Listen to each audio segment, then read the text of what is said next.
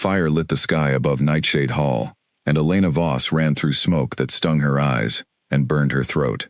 Behind her, the sound of breaking wood and shouting men chased her through the trees like a living thing. She had left everything behind: her home, her family's name, her father's crown. All of it was burning now, and she could not look back, because looking back meant remembering the faces of the people who had raised her, people she might never see again. She had been the heir to the Nightshade Pack, a proud line of wolves who ruled a quiet corner of the northern forest for generations. That life ended in a single night when a neighboring pack, led by a wolf named Silas Crane, broke through the borders under cover of darkness. Elena did not know how he had gotten past the guards. She only knew that when the alarm bells rang, her father pushed her toward the escape tunnel beneath the hall and told her to run and never come back until it was safe. It was the last time she saw him. She ran for 3 days without stopping, sleeping only when her body forced her to, eating berries and drinking from streams, hiding her scent with mud and crushed leaves the way her father had once taught her as a game when she was a child. She had not understood then why he insisted she learn to disappear. Now she understood completely. By the 4th day, she reached the edge of a kingdom she had only heard about in old stories, a place called Ashgard, ruled by an alpha king, so feared that even wolves from distant packs spoke his name carefully. His name was Cade Thornwood, and it was said that he had never lost a fight, never broken a promise, and never shown mercy to anyone foolish enough to challenge his throne. Elena did not care about his reputation. She cared only about surviving. If Silas Crane believed the Nightshade heir was dead, she needed to make sure he kept believing that. So at the gates of Ashgard Castle, she gave a false name to the guards. She said she was an orphan named Elena Marsh, looking for work, willing to do anything. She kept her eyes low and her voice soft, hiding the strength in her spine, hiding the wolf that lived beneath her skin, a wolf trained since birth to fight, to lead, to survive. The head of the household staff, a sharp-eyed woman named Nora, looked her over for a long moment before deciding she would do. Ashgard Castle always needed more hands, especially with the harvest festival approaching, when nobles from every corner of the kingdom would arrive to see their king. Elena was given a small uniform, a narrow room in the servants' quarters, and a long list of chores that would keep her busy from before sunrise until long after dark. She had scrubbed nothing in her life before that day. Her hands, once trained to hold a sword, now held a mop. Her back, once straight with the posture of a future alpha, bent low as she washed floors that stretched farther than her eyes could follow. It should have humiliated her. In another life it might have. But Elena found something strange happening inside her chest as she worked. For the first time since the attack, she felt safe. No one here knew her name. No one here was hunting her. She was invisible, and invisible meant alive. She learned quickly. She learned which halls to avoid because the guards patrolled too closely. She learned which servants gossiped, and which ones kept secrets buried deep. She learned the layout of the castle in a matter of days, the way she used to memorize battle maps as a child at her father's side. Old habits did not disappear just because the world around her had changed. The other maids whispered about the king constantly. They said he had not smiled in years. They said his own advisors were afraid to bring him bad news. They said he trained every morning before dawn, alone, pushing his body harder than any soldier in his army, as if searching for something he could never quite reach with his fists. Elena told herself she did not care. Kings were dangerous. Kings asked questions. Kings noticed things that did not belong, and she could not afford to be noticed. And yet, on her 5th night at the castle, unable to sleep, she wandered into the empty garden behind the east wing, drawn by the scent of night flowers and the quiet she desperately needed. That was when she saw him for the first time. He was standing near the stone fountain, alone, his back to her, his broad shoulders outlined by moonlight. He was not doing anything remarkable. He was simply standing there, staring up at the sky, as still as a statue carved from the same stone as the castle walls. But something about him pulled at her, some invisible thread she could not explain and did not want to examine too closely. Her wolf, quiet for days, suddenly stirred inside her chest, alert and restless, the way it had not felt since before the attack. Elena stepped back, instinctively, her heart pounding, for reasons she refused to name. She turned and hurried back to her room before he could sense her presence, before her wolf could do something foolish, before this strange pull could turn into something she could not control. She lay awake long after, staring at the low ceiling of her narrow room, telling herself it meant nothing.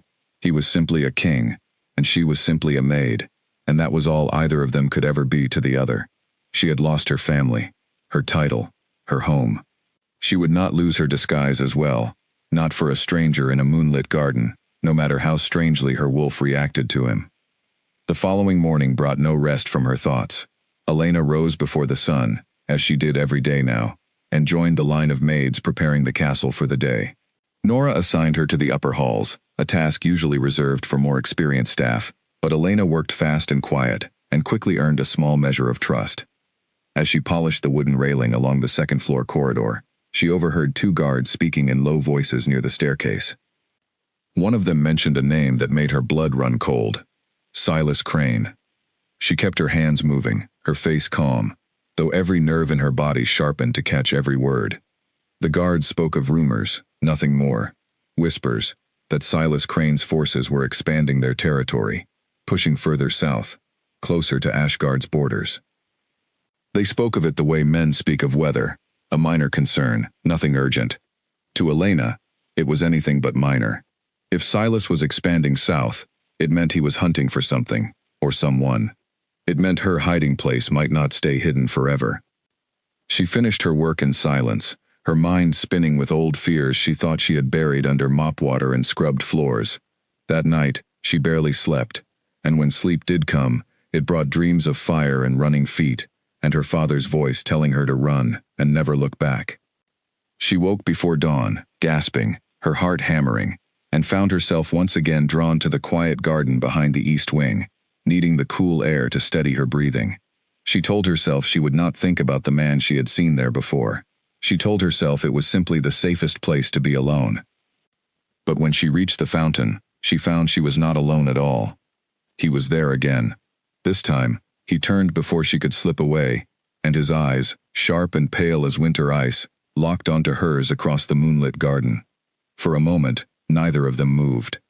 Elena's breath caught in her throat, her wolf pressing urgently against her ribs, some deep and ancient part of her recognizing something in him that her mind refused to acknowledge.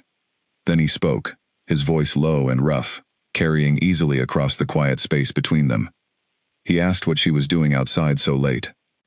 Elena bowed her head quickly, remembering herself, remembering the disguise she had built so carefully. She apologized, said she could not sleep, said she would return to her quarters at once. She turned to leave, her heart pounding so loudly she was certain he could hear it. He did not stop her. He did not call after her. But as she hurried back into the shadows of the castle, she could feel his eyes on her back the entire way, and something about that gaze felt less like suspicion and more like recognition, as if some part of him, too, had felt the strange pull between them and did not yet understand why. Elena reached her room and shut the door, pressing her back against it, her breathing ragged. She told herself it meant nothing. She told herself kings did not notice maids, not really, not in any way that mattered. She told herself many things that night, lying awake until the first gray light of dawn crept through her narrow window. But deep inside, in the place where her wolf lived, a place she had tried so hard to silence since the night her home burned to the ground, something had woken up. Something that recognized danger not as a threat to run from, but as a pull she could not explain. She did not know yet what it meant to stand before her fated mate without either of them realizing the truth. She only knew that for the first time, since she had lost everything, she felt something other than fear. And that frightened her more than Silas Crane ever could. The days that followed blurred together in a rhythm of chores and stolen glances. Elena threw herself into her work with a discipline that surprised even Nora, who began giving her more responsibility around the upper halls where the king often walked. Elena told herself this was simply practical, that a maid who worked hard drew less attention than one who was noticed for laziness.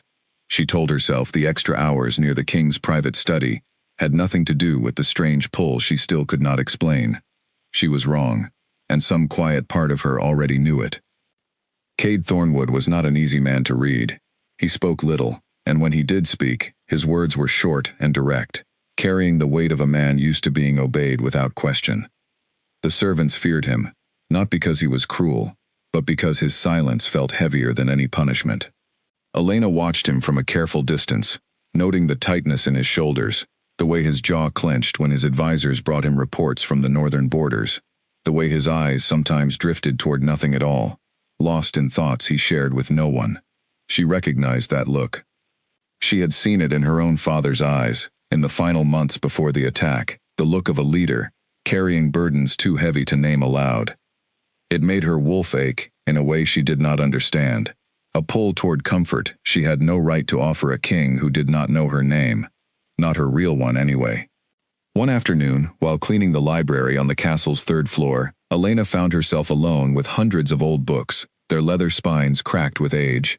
She ran her fingers along the shelves, remembering her own family's library, smaller but no less loved, where her father used to read to her about the history of the Great Pax, before the world grew smaller and more dangerous.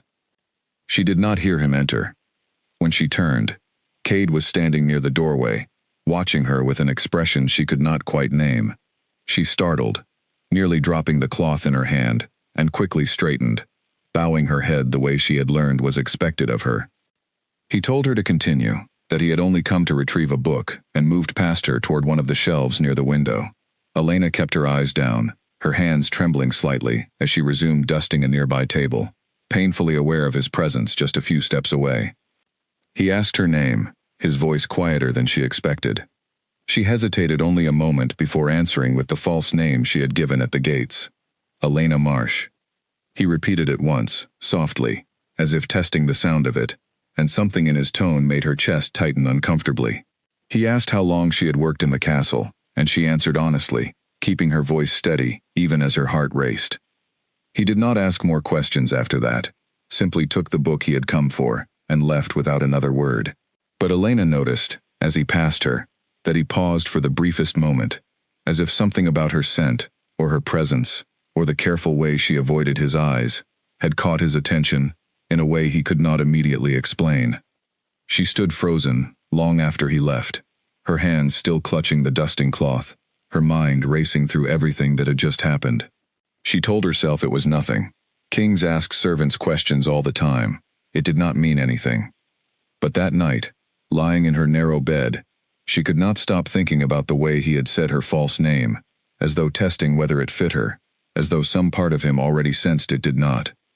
She pulled the thin blanket tighter around her shoulders and closed her eyes, praying to whatever god still listened to wolves like her, that she could keep her secret hidden long enough to survive whatever was still coming for her. Outside her window, far beyond the castle walls, storm clouds gathered on the northern horizon, dark and heavy, moving slowly but steadily closer, like a warning no one in Ashgard yet understood. Elena did not know it then, but the storm was not only made of rain and wind. It carried a name she had tried so hard to escape. Silas Crane was coming south, and time, quiet and patient as it always was, had already begun counting down the days until her two worlds, the maid she pretended to be and the heir she truly was, would collide in ways she could not yet imagine. For now, she had only the castle, the chores, the careful distance she kept from a king, whose eyes seemed to see too much, and the strange, stubborn pull of her own wolf, refusing to be silenced no matter how hard she tried. She fell asleep eventually, exhausted from fear and work and the effort of hiding, and if she dreamed that night, she did not remember it come morning. Only a faint, lingering warmth remained, curled quietly beneath her ribs, waiting patiently for the truth to finally find its way into the light. Morning came with its usual demands, and Elena rose to meet them, unaware that somewhere deep in the castle, in a private study, lined with old maps and older secrets, Cade Thornwood sat awake long after midnight, turning over the memory of a quiet maid's scent in his mind, and wondering, for reasons he could not name, why it felt so unbearably familiar. The next morning brought new orders. Nora informed the staff that the castle would soon prepare for a formal gathering, a smaller affair than the Harvest Festival but important all the same, meant to welcome envoys from a neighboring territory seeking closer ties with Ashgard. Extra hands were needed in the kitchens, the halls, and the banquet room, and Elena was assigned to help wherever she was told, moving from task to task throughout the long day. She welcomed the distraction. Focusing on folding linens and polishing silverware, kept her mind away from pale winter eyes and low, rough voices that had no business staying with her the way they had. She told herself repeatedly that the strange pull she felt was simply exhaustion, simply the stress of hiding for so long, finally catching up with her nerves. Wolves did not simply feel a pull toward strangers without reason, unless, of course, the reason was one she refused to consider. By late afternoon, she found herself in the castle's lower courtyard, helping carry crates of fresh vegetables from the delivery cart to the kitchen storerooms. The work was hard, but honest, and she welcomed the ache in her arms as proof that she was still simply a maid, still simply surviving, nothing more complicated than that. It was there that she met Finn, the young captain of the castle guard, who paused near the cart to help her lift a particularly heavy crate. He was friendly in a way that surprised her, easy with his smiles, quick with his jokes, nothing at all like the tense silence that seemed to follow the king wherever he went. Finn asked how she was settling into castle life, and Elena answered carefully, keeping her responses short but polite. He mentioned, almost in passing, that the king had asked about her, wondering how long she had served in the household. Elena's hands stilled on the crate for the briefest moment before she forced herself to continue working, keeping her expression neutral. She asked, as casually as she could manage, why the king would take notice of someone so unimportant. Finn only shrugged, saying the king rarely asked about anyone, servant or noble alike, which was exactly why it seemed strange enough to mention at all. Elena thanked him for his help and excused herself quickly, retreating into the kitchen before he could see how badly her hands were shaking. She spent the rest of the day in a state of quiet panic, replaying every interaction she'd had with Cade, searching for any moment where she might have slipped, any careless word or gesture that could have given away the truth. She found nothing obvious, and yet the fear remained, coiled tightly in her stomach like a living thing. That evening, after her chores were finally finished, she slipped away once more to the quiet garden, needing the cool night air to calm her racing thoughts. She told herself she would not linger, would not risk another encounter, would simply breathe for a few minutes before returning to her room. But the garden was empty this time, and something about its emptiness left her strangely disappointed, a feeling she quickly pushed aside, refusing to examine it too closely. She sat on the edge of the stone fountain, staring up at the same stars Cade had been watching 2 nights before, and allowed herself, just for a moment, to think of her family, her father's steady voice, her mother's gentle laughter, the home that no longer existed except in memory. Tears gathered in her eyes before she could stop them, and she let them fall silently, grieving in the only private moment she had allowed herself since the night everything burned. She did not hear footsteps approaching until it was too late to hide. Cade stood a short distance away, having come to the garden for the same reason he always did, seeking quiet away from the endless demands of his throne. He saw her sitting there, shoulders shaking with silent tears, and something in his chest tightened unexpectedly, an urge to comfort her rising up before he could question where it came from. He did not approach immediately. Instead, he simply asked, quietly, if she was all right. Elena startled, quickly wiping her face and rising to her feet, apologizing for intruding on his garden, for being somewhere she should not have been at such an hour. She tried to explain it away as simple exhaustion, nothing more, but her voice cracked slightly on the last word, betraying the depth of pain she was trying so hard to hide. Cade studied her for a long moment, his sharp eyes softening slightly in a way none of his advisors would have recognized. He told her, simply, that grief did not need an explanation, and that she was welcome to stay if she needed the quiet. His unexpected kindness undid something in her composure, and she found herself, against every instinct screaming caution in her mind, quietly thanking him, her voice barely above a whisper. They stood together in silence for several minutes, the only sound the gentle trickle of the fountain between them, 2 strangers who were not truly strangers at all, though neither of them yet understood the truth that bound them together. Eventually, Elena excused herself, bowing respectfully, before hurrying back toward the servants' quarters, her heart pounding with a confusion of grief and something warmer she refused to name. Cade remained by the fountain long after she left, staring at the spot where she had been sitting, turning over the strange ache in his chest that had nothing to do with the burdens of his crown, and everything to do with a quiet maid whose sorrow had somehow reached him in a way nothing had in years. He did not yet understand why, but something told him, deep in the part of himself that had waited a lifetime for a mate he assumed he would never find, that the answer was closer than he realized, waiting just beneath the surface of a truth neither of them had spoken aloud. Neither of them slept easily that night, though for very different reasons. Elena lay awake fearing discovery, while Cade lay awake wondering why discovery, whatever shape it might take, no longer felt like something to fear at all. Somewhere beyond the castle walls, the storm on the northern horizon crept one day closer, patient and certain, carrying with it a reckoning that neither the hidden heir nor the unknowing king could yet see coming. Elena rose the next morning, determined to put distance between herself and the strange pull she felt whenever Cade was near. She asked Nora for kitchen duties instead of hall work, hoping the change would keep her far from wherever the king might walk.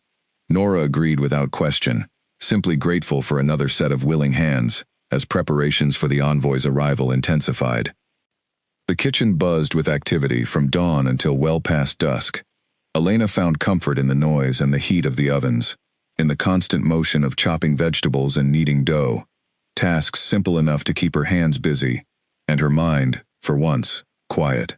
She worked alongside a cheerful girl named Wren, who talked enough for the both of them, filling the hours with stories about her family in the village and questions about Elena's life before the castle. Questions Elena answered with careful half-truths that grew easier to tell the more she practiced them. Days passed this way, calm on the surface, though Elena's nerves remained tightly wound beneath. She avoided the upper halls entirely, avoided the garden after dark, avoided anywhere she might cross paths with Cade. It worked, mostly. She caught glimpses of him occasionally from a distance, standing tall among his advisors, his expression unreadable as always, and each time her wolf stirred restlessly beneath her ribs, she forced herself to look away and return to her work. She told herself this was the safest path. Distance meant safety. Safety meant survival. And survival was the only thing that mattered now. But fate, it seemed, had little interest in her careful plans. On the evening before the envoy's arrival, Nora sent Elena to deliver a tray of tea and refreshments to the king's private study, explaining that the usual servant assigned to the task had fallen ill, and there was no one else available on such short notice. Elena tried to protest, offering to trade tasks with another maid, but Nora waved away her hesitation, too busy with a dozen other preparations to notice anything unusual in Elena's reluctance. With no other choice, Elena carried the heavy tray up the winding staircase toward the king's study, her heart pounding with every step. She told herself it would be quick. She would deliver the tray, bow respectfully, and leave, before he could say more than a few words to her. She knocked softly on the heavy wooden door, and a low voice from within told her to enter. Cade sat behind a large desk covered in maps and reports, candlelight flickering across his tired features. He glanced up as she entered, and something shifted in his expression the moment he saw her, a flicker of surprise quickly hidden behind his usual composed mask. Elena kept her eyes low, setting the tray carefully on the edge of his desk, murmuring a quiet greeting, before turning to leave as quickly as manners would allow. His voice stopped her before she reached the door. He asked where she had been the past several days, admitting, with visible reluctance, that he had noticed her absence from the halls she used to frequent. Elena's breath caught in her throat. She turned slowly, choosing her words with great care, explaining that she had simply been reassigned to kitchen duties, nothing more. He studied her for a long moment, his sharp gaze missing nothing, though he said nothing further about it. Instead, he gestured toward the map spread across his desk, and almost as an afterthought, asked if she knew anything about the northern territories, given the recent troubling reports his scouts had brought him. Elena's heart nearly stopped. She had grown up studying those very territories, memorizing every border and alliance as part of her training as heir. The knowledge lived instinctively in her mind, and for one dangerous moment, she nearly answered honestly, nearly revealed a depth of understanding no ordinary maid should possess. She caught herself just in time, forcing a confused expression, claiming she knew nothing of such matters, that she was simply a servant with no education in politics or borders. Cade watched her carefully as she spoke, and something in his eyes told her he was not entirely convinced by her answer, though he let the matter drop, thanking her for delivering the tea, and dismissing her with a nod. Elena left the study as quickly as dignity allowed, her hands trembling once she was safely in the empty corridor outside. She pressed her back against the cool stone wall, forcing herself to breathe slowly, reminding herself that she had gotten through it, that her secret remained safe for one more day. But as she made her way back toward the kitchens, she could not shake the feeling that time was running out, that the careful walls she had built around her true identity were beginning to crack under the weight of a bond neither she nor Cade fully understood yet. Behind her, in the quiet study, Cade sat staring at the door long after she had gone, turning over the strange contradiction of a simple kitchen maid whose eyes had flickered, just for a moment, with the sharp intelligence of someone who understood far more about kingdoms and borders than she claimed to. He did not yet have proof of anything, but instinct, sharp and unrelenting, told him that the quiet maid calling herself Elena Marsh was hiding something far greater than exhaustion or grief. And for reasons he could not fully explain, even to himself, he found he was not angry at the thought. He was curious, and beneath that curiosity, quiet and patient, something deeper stirred, something that felt remarkably like recognition, waiting only for the right moment to reveal itself completely. Outside, the northern storm continued its slow approach, and somewhere within its shadow, Silas Crane's scouts had already begun asking quiet questions in villages along Ashgard's border, questions about a girl with striking eyes and a fighter's grace, last seen fleeing south on the night Nightshade Hall burned to the ground. Time, patient as ever, was closing in from both directions at once, and neither Elena nor Cade yet understood how little of it remained before the truth would finally refuse to stay hidden any longer. The envoy arrived the next afternoon in a procession of dark carriages and mounted guards, filling the castle courtyard with unfamiliar faces and foreign banners. Elena watched from a kitchen window as the household staff scrambled to greet the visitors, and she felt a small measure of relief at being kept far from the formal proceedings, buried instead among pots and pans where no one important would ever think to look for her. The lead envoy was a sharp-featured woman named Delphine, representing a coastal territory seeking trade agreements with Ashgard. She arrived with a retinue of advisors and a reputation for shrewd negotiation, and the entire castle seemed to hold its breath in anticipation of the following days of careful diplomacy. Elena spent the evening helping prepare the grand banquet meant to welcome the guests, chopping herbs and arranging platters under Nora's watchful direction. The kitchen grew hotter and busier as the hours passed, and Elena found herself grateful for the exhausting work, grateful for anything that kept her mind away from pale winter eyes and unanswered questions. She should have known such peace would not last. Late in the evening, as the final preparations for the banquet neared completion, one of the senior maids assigned to serve at the head table fell suddenly ill, doubled over with stomach pain that left her unable to stand. Panic rippled through the kitchen staff, for the banquet was set to begin within the hour, and there was no time to train someone new for such an important task. Nora's eyes landed on Elena, and before Elena could protest, she found herself being hurried into a clean uniform and given hasty instructions on proper serving etiquette for the head table, where the king himself would be seated alongside his most important guests. Elena's stomach twisted with dread. She had spent days carefully avoiding exactly this kind of exposure, and now fate, or perhaps something far less kind, had placed her directly in the king's path with no possible escape. She considered feigning illness herself, but Nora's sharp eyes missed nothing, and the desperate need for reliable staff left no room for excuses. With no other choice, Elena swallowed her fear and followed the other serving maids into the grand hall, carrying a silver pitcher of wine, her hands steady only through sheer force of will. The banquet hall glittered with candlelight, long tables set with fine china and polished silver, nobles and envoys already seated and speaking in low, formal tones. At the head of the room, Cade sat in his customary place, dressed in dark formal attire that made him appear even more imposing than usual, his expression carefully neutral as he greeted Delphine and her advisors. Elena kept her eyes fixed on the pitcher in her hands, moving carefully along the edge of the room, filling goblets as she had been instructed, praying she could complete her task without drawing any attention at all. She nearly succeeded. As she reached the head table, moving to fill Cade's goblet, her hand trembled slightly, whether from nerves or exhaustion she could not say. She leaned forward carefully, tilting the pitcher, and in that brief moment, her fingers brushed lightly against the back of his hand where it rested near his goblet. The reaction was instant and undeniable. A sharp, burning heat shot through her fingertips, racing up her arm, and settling deep in her chest, and she gasped softly, nearly dropping the pitcher entirely. Across from her, Cade's entire body went rigid, his breath catching audibly, his pale eyes widening as they snapped up to meet hers, with an intensity that stole the air from her lungs. On both their wrists, hidden beneath sleeves and gloves, a mark began to glow faintly, warm and unmistakable, the ancient sign of a mate bond finally awakening after a lifetime of silence. Elena felt the world tilt beneath her feet. She knew immediately, with absolute certainty, what had just happened, though every instinct in her screamed denial. This could not be real. She could not be fated to a king, to this king, to the very man whose curiosity had already brought her dangerously close to discovery. Cade's expression cycled rapidly through shock, disbelief, and something rawer and more powerful beneath it all. Recognition, deep and undeniable, the recognition of a mate he had never expected to find.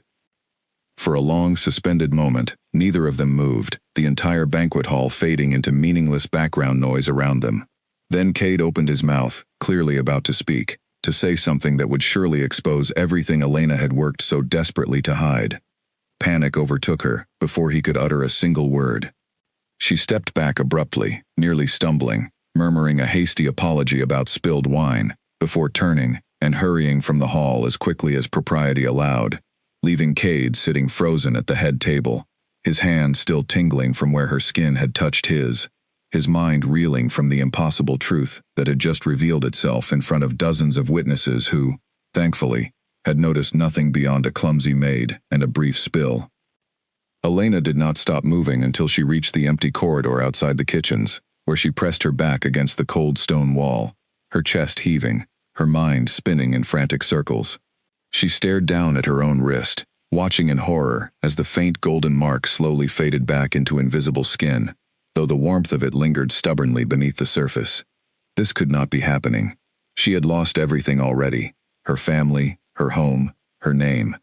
She could not lose her safety as well, not to a bond she had never asked for, not to a king who would surely demand answers she was not ready to give. She thought of Silas Crane, of his forces moving steadily south, of what would happen if word reached him that the missing Nightshade heir had bonded with the Alpha King of Ashgard. It would paint an enormous target not only on her back, but on Cade's kingdom as well, dragging an entire innocent territory into a conflict that was never theirs to begin with. She could not allow that. She would not allow that. Elena made a decision in that trembling corridor, one she knew would cause her pain but seemed, in that desperate moment, like the only path toward keeping everyone safe. She would deny everything. She would claim the mark meant nothing, that it must have been some strange trick of candlelight and nerves. She would build her walls higher and thicker than ever before, and she would pray, desperately, that Cade would let the matter rest. She did not yet understand how impossible that hope truly was. A mate bond, once awakened, could not simply be ignored, no matter how fiercely either party wished it away. And Cade Thornwood, feared throughout every kingdom for his relentless will, was not a man who accepted unanswered questions easily, especially not questions that touched something as sacred and rare as a fated mate he had believed, for years, he would never find. Back in the banquet hall, Cade forced himself through the remainder of the evening with a composure that cost him more effort than any battle he had ever fought.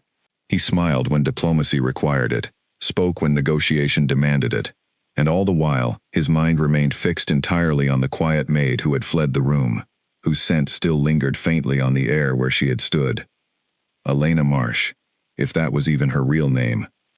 He thought of the sharp intelligence he had glimpsed in her eyes during their conversation about the Northern Territories. He thought of her carefully guarded grief in the moonlit garden. He thought of the way she moved through the castle, as though trained to notice every exit, every guard, every possible threat, a habit no ordinary servant would ever possess. Pieces were beginning to form a picture in his mind, one he could not yet fully see, but one that filled him with a growing certainty that the woman he had just discovered was his fated mate, was hiding something far larger than simple shyness or exhaustion. He intended to find out exactly what that was. As the banquet finally drew to a close, and the guests retired to their chambers for the evening, Cade remained seated at the head table long after the hall had emptied, staring at his own wrist, where the mark had appeared and faded, turning over the impossible night in his mind. He had waited years for this moment, had long ago resigned himself to ruling alone, believing perhaps his mate had died before they ever had the chance to meet, or perhaps did not exist at all for a king burdened with such a heavy and lonely throne. To discover her now, hidden in plain sight among his own household staff, felt almost too strange to be real. But real it was, undeniable and burning beneath his skin, and Cade Thornwood was not a man who walked away from what was his. Tomorrow, he decided, he would seek answers.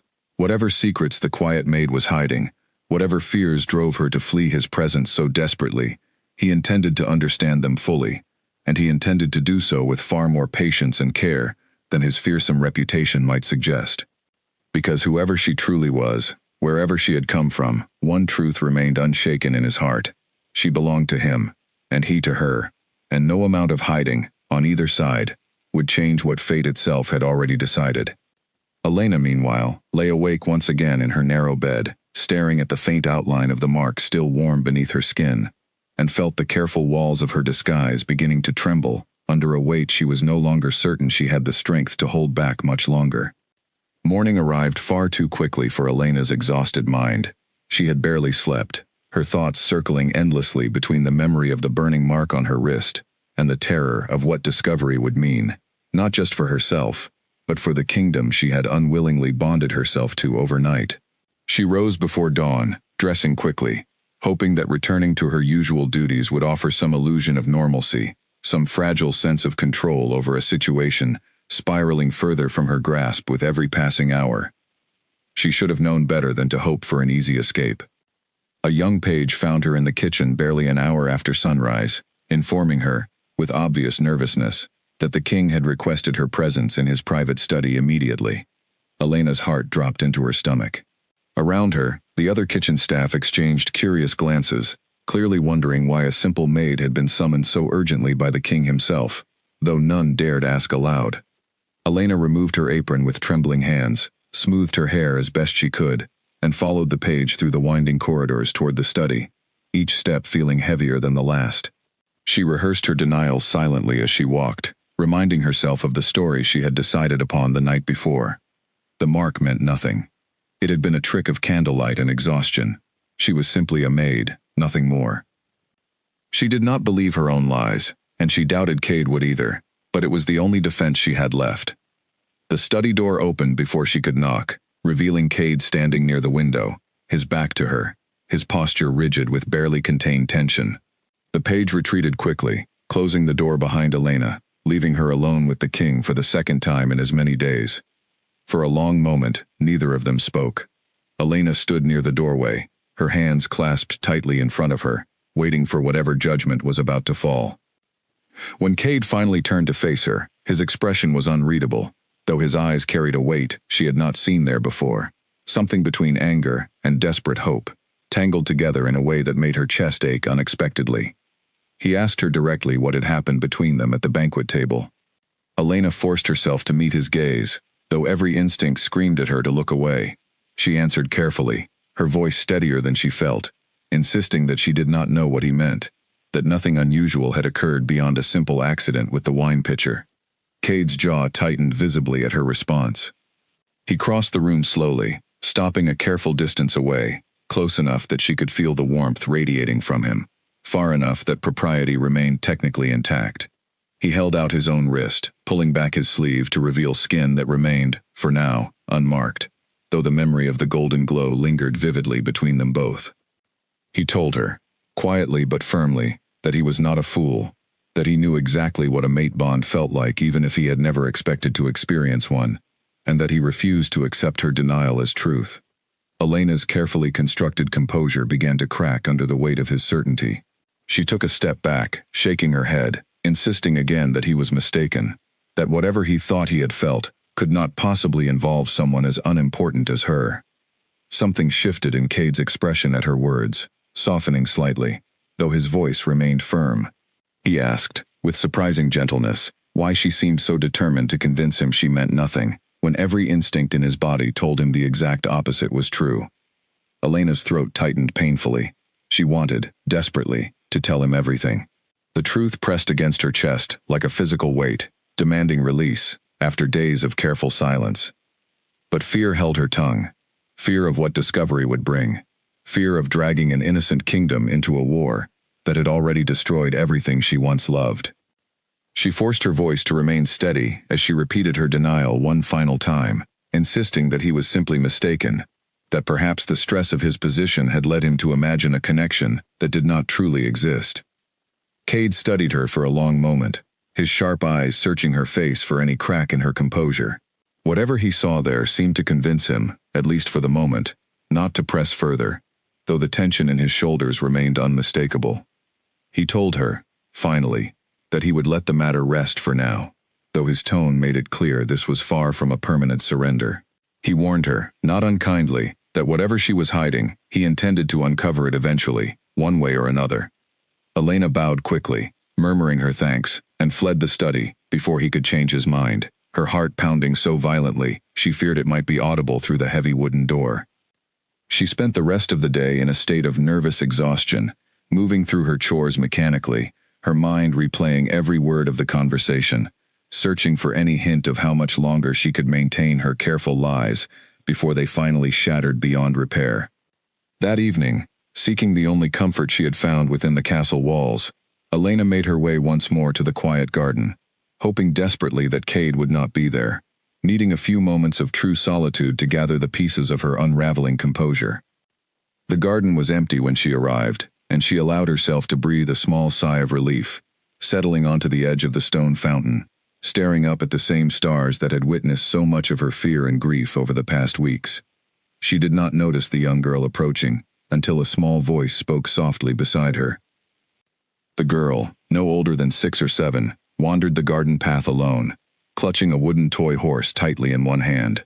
Elena recognized her vaguely as the daughter of one of the castle's senior advisors, a child sometimes seen playing near the gardens under the watchful eyes of nursemaids, who occasionally lost track of her energetic wandering.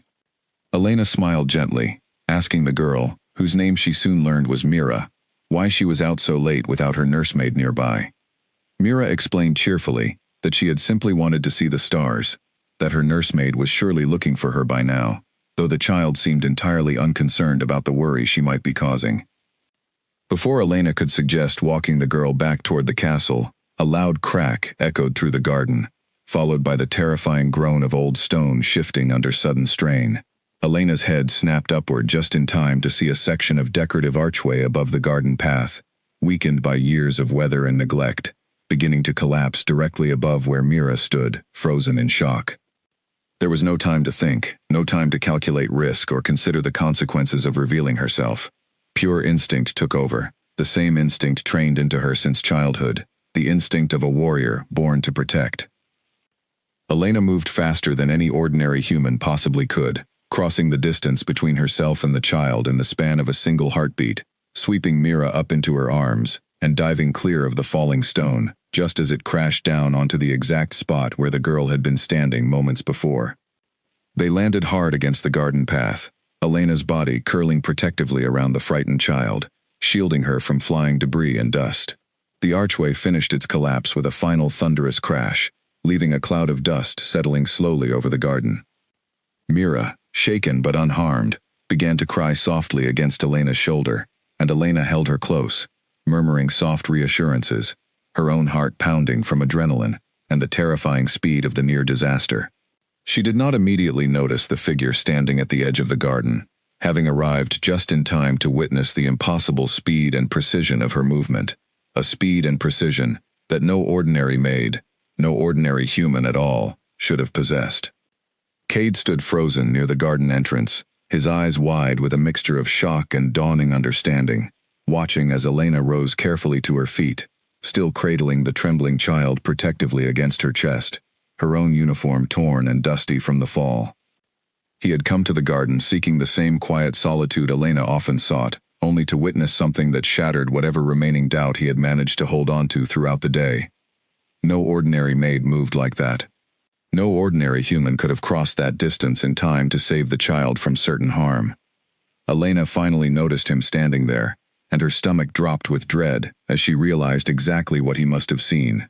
She opened her mouth, searching desperately for some explanation, some excuse that might salvage her careful disguise.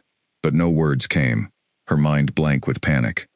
Cade crossed the garden quickly, checking on Mira first, confirming gently that she was truly unharmed, before summoning a nearby guard to escort the shaken child safely back to her nursemaid.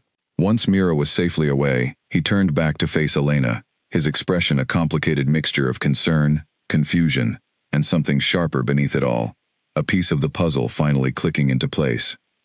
He asked her, quietly, how she had moved so fast. Elena's heart pounded painfully in her chest. She had no answer that would satisfy him, no lie clever enough to explain away what he had witnessed with his own eyes. The careful walls she had built around her identity, already cracking from their earlier conversation, finally began to crumble entirely under the weight of undeniable truth. She opened her mouth to speak, uncertain even now whether honesty or further denial would tumble out first, when the sound of hurried footsteps interrupted them both. A guard appeared at the garden entrance, breathless and urgent, informing Cade that a matter of great importance required his immediate attention in the throne room. Cade's eyes remained fixed on Elena for one final, lingering moment, a silent promise that this conversation was far from finished, before he reluctantly turned and followed the guard from the garden, leaving Elena alone, amid the settling dust and broken stone. She sank down onto the edge of the fountain, her legs finally giving out beneath the weight of everything that had just happened, staring at the wreckage of the archway that had nearly crushed an innocent child, and understanding, with painful clarity, that her time hiding within these castle walls was rapidly running out. Whatever urgent matter had called Cade away, she suspected, with a growing sense of dread, that it would not be the last interruption to threaten the fragile peace she had built for herself in Ashgard. She was right to worry. Far to the north, riders bearing Silas Crane's colors had just crossed into Ashgard's outer territories, carrying urgent questions about a missing heir whose trail, after weeks of careful searching, had finally led them dangerously close to the very castle where Elena now sat trembling among broken stone and shattered secrets. The urgent matter that pulled Cade away from the garden turned out to be a report from his border scouts, delivered by a tired and dust-covered rider who had traveled through the night to reach the castle. Cade listened carefully in the throne room, his advisors gathered close, as the rider explained that unfamiliar patrols bearing colors from a northern territory had been spotted moving along Ashgard's outer boundaries, asking careful questions in nearby villages about a missing girl. Cade's mind immediately returned to the garden, to the impossible speed with which Elena had saved the child, to the sharp intelligence he had glimpsed when discussing northern politics, to the grief she carried so carefully hidden beneath her quiet exterior. Pieces that had seemed disconnected suddenly began arranging themselves into a picture too significant to ignore. He dismissed his advisors for the evening, keeping only his most trusted counselor, an older wolf named Corwin, who had served the Thornwood family for decades and possessed a memory for political history that rivaled any scholar in the kingdom. Cade asked him directly whether he recognized any recent conflicts involving a missing heir from a northern pack. Corwin's expression grew troubled almost immediately. He explained that weeks earlier, rumors had spread throughout the northern territories about the sudden and violent fall of Nightshade Hall, a smaller but respected pack whose entire ruling family had reportedly perished in a coordinated attack, led by a neighboring alpha named Silas Crane. Corwin recalled hearing that the heir, a young woman said to possess formidable fighting skill despite her age, had never been confirmed dead. Her body never recovered from the wreckage, leaving many to wonder if she had somehow escaped. Cade's jaw tightened as the pieces fell fully into place. A missing heir with combat training, a grief too deep for a simple servant, a speed of movement that defied ordinary human limits. And now, patrols from Silas Crane's territory searching the very villages surrounding his own castle. He did not need further proof. He understood now, with absolute certainty, exactly who Elena truly was. Rather than confronting her immediately with accusations, Cade made a difficult decision that surprised even himself. He would give her the chance to trust him with the truth on her own terms, rather than forcing a confession through fear or threat. If she was indeed the hunted Nightshade heir, she deserved compassion after everything she must have endured, not further interrogation from yet another powerful figure demanding answers she was clearly terrified to give. He instructed Corwin to quietly increase security around the castle, without raising alarm among the general staff, and to discreetly investigate any further movement from Silas Crane's territory, all while keeping the matter strictly confidential. Meanwhile, Elena spent a sleepless night, wrestling with an impossible decision. She could attempt to flee the castle entirely, disappearing once again into the wilderness, before Cade could press her further for answers. But the memory of the mark burning between them, undeniable and warm, made the thought of leaving feel like tearing something vital from her own chest. And beyond that, practical fear held her in place as well. She had nowhere else to run, no resources, no allies, nothing beyond the fragile safety she had built within these castle walls, fragile as it now was. She decided, with great reluctance, that she would remain, at least for now, continuing her careful denials, while praying desperately that Cade would eventually let the matter rest entirely. It was a fragile hope, and it did not survive the following afternoon. Elena was called once again to the king's study, this time with far less ceremony. A simple request, delivered quietly by Corwin himself, rather than a nervous young page. She followed him through the halls with a growing sense of dread, understanding instinctively that whatever conversation awaited her this time would prove far more difficult to escape than the last. Cade stood waiting when she entered, his expression calm but resolute, none of the earlier tension or anger present in his posture. Instead, something gentler had replaced it, an openness that confused her far more than his previous suspicion had. He asked her to sit, gesturing toward a chair near his desk, and Elena obeyed cautiously, watching him carefully as he settled into the seat across from her, rather than standing over her the way he had the day before. He told her, without preamble, that he knew about Nightshade Hall. He knew about the attack. He knew about the missing heir whose body had never been found among the wreckage.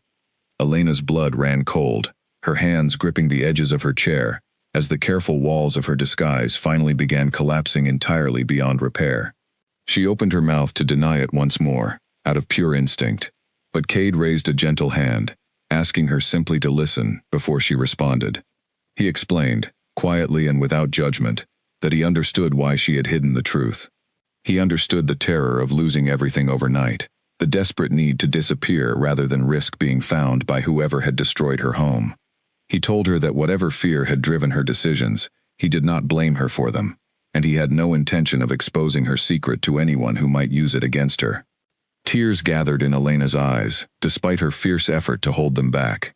Weeks of carefully maintained composure, weeks of grief and fear, held tightly beneath a mask of quiet servitude, finally began to crack beneath the unexpected weight of his understanding. She admitted, in a voice barely above a whisper, that he was right. She was indeed the missing heir of Nightshade Hall. Her name was truly Elena Voss, and she had watched her home burn, had fled for her life, had spent every day since pretending to be someone smaller and less significant simply to survive. Cade listened without interruption, his expression softening further with every word, until finally, when she finished, he reached across the desk, offering his hand gently, not demanding, simply offering. Elena hesitated only a moment before placing her hand in his, and the moment their skin touched, the golden mark bloomed to life once more between them, warm and undeniable, confirming what both of them already understood beyond any doubt. They were fated mates, bound together by forces neither of them had chosen, but neither could now deny. Cade told her softly that whatever came next, whatever threats still lurked beyond the castle walls, she would not face them alone any longer. He was her mate, and that meant her fight was now his fight as well, whether she wished for his protection or not. Elena wanted, desperately, to believe him, to trust in the safety he offered so freely. But old fears, sharpened by loss and betrayal, refused to release their grip entirely. She warned him, her voice trembling, that accepting her, publicly or otherwise, would place his entire kingdom directly in Silas Crane's path, that innocent people could suffer simply because their king had chosen to protect her. Cade's expression hardened, with quiet determination. He told her plainly that he had never once run from a threat in his life, and he did not intend to start now, not when it came to protecting his own fated mate. Whatever Silas Crane intended, Ashgard would meet it with strength, not fear. Elena studied him carefully, searching his face for any hint of hesitation or doubt, finding instead only steady, unwavering resolve. Something within her chest, tight with fear for so many weeks, finally began to loosen. just slightly, allowing the smallest flicker of hope to take root where only desperation had lived before. They remained together in the quiet study for a long while after that, Elena slowly sharing more details of the attack on her home, of her father's final desperate act to save her, of the long, exhausting journey that had eventually led her to Ashgard's gates. Cade listened to every word with patient attention, occasionally asking gentle questions, never once making her feel foolish or weak for the fear that still lingered beneath her words. By the time she finally rose to leave, the evening had grown late, and something fundamental had shifted between them, a fragile trust beginning to form where suspicion and secrecy had once stood. Cade walked her to the study door, and before she stepped through it, he told her quietly that her secret remained safe with him for as long as she needed it to, but he hoped, in time, she would allow him to help her reclaim what had been stolen from her, rather than continuing to hide from it forever. Elena did not have an answer for him yet, uncertain whether reclaiming her lost title was even possible after everything that had been destroyed. But as she made her way back toward the servants' quarters that night, for the first time since the fire had taken her home, she did not feel entirely alone in carrying the weight of her past. Somewhere beyond the castle walls, however, the danger she feared continued advancing steadily closer, indifferent to the fragile hope beginning to bloom between a hidden heir and the king who had just discovered, beyond any doubt, that she belonged to him completely. Days passed differently after the truth settled quietly between them. Elena continued her work among the household staff, careful not to draw attention to any change in her standing, though Cade found small ways to check on her throughout each day, brief conversations in quiet corridors, shared glances across crowded rooms that no one else seemed to notice, but which left Elena's heart racing every time. Corwin, sworn to secrecy, worked diligently behind the scenes, gathering what information he could about the patrols spotted near Ashgard's borders. What he discovered brought little comfort. The patrols were indeed connected to Silas Crane, and their questions in nearby villages had grown increasingly specific, no longer simply asking about a missing girl in general terms, but describing details that could only have come from someone who had known Elena personally. Details about her fighting stance, her particular shade of eyes, even the small scar along her left forearm from a childhood training accident. Someone close to the Nightshade family, someone who had survived the attack or perhaps had never truly been loyal at all, was feeding Silas Crane information, guiding his search steadily closer to the truth. Cade shared this information with Elena privately one evening, watching her carefully as she absorbed the troubling news. Her expression grew distant and pale, old fears resurfacing with painful clarity. She admitted quietly that she suspected who the informant might be. A distant cousin named Garrick, who had always resented his own position as a lesser branch of the Nightshade family, someone who might see an opportunity for advancement by aligning himself with whoever ultimately claimed victory over her family's territory. Cade's expression darkened at this information, though he kept his voice steady, as he assured her that regardless of who was feeding Silas Crane information, Ashgard's defenses remained strong, and he had no intention of allowing any harm to reach her within his walls. Elena appreciated his confidence, but she understood better than he did the lengths Silas Crane was willing to go to secure his conquest completely. A pack that had utterly annihilated her family's stronghold once would not hesitate to do so again, especially not if it meant eliminating any possible challenge to Silas's claimed territory. She began, in quiet moments, allowing herself to consider Cade's earlier suggestion, the idea of reclaiming what had been stolen from her, rather than continuing to hide indefinitely. The thought terrified her, memories of fire and destruction still fresh and raw beneath her careful composure. But the alternative, spending the rest of her life looking over her shoulder, waiting for Silas Crane's forces to finally catch up with her, felt equally unbearable. One quiet afternoon, while helping Elena review old maps Corwin had gathered, detailing her family's former territory, Cade asked her gently what she truly wanted, once all of this eventually settled, whether peace finally came through reclaiming her birthright, or through some other path entirely. Elena considered the question carefully before answering. She admitted that more than anything, she wanted justice for her family, for her father who had sacrificed everything to give her a chance at survival, for her people who had been slaughtered or scattered simply because Silas Crane desired more territory than he already possessed. Cade nodded slowly, understanding completely, having felt similar burdens throughout his own reign, responsibility toward people who depended on him for protection and justice alike. He told her, quietly but firmly, that whatever path she ultimately chose, reclaiming her territory or building an entirely new life within Ashgard, he intended to support her fully, using every resource available to Ashgard's throne if necessary. Elena's chest tightened with gratitude she struggled to express adequately. She had spent so many weeks believing herself utterly alone in the world, and the steady presence of a mate willing to stand beside her through whatever came next felt almost too generous to accept fully. Their growing closeness did not go entirely unnoticed among the castle staff.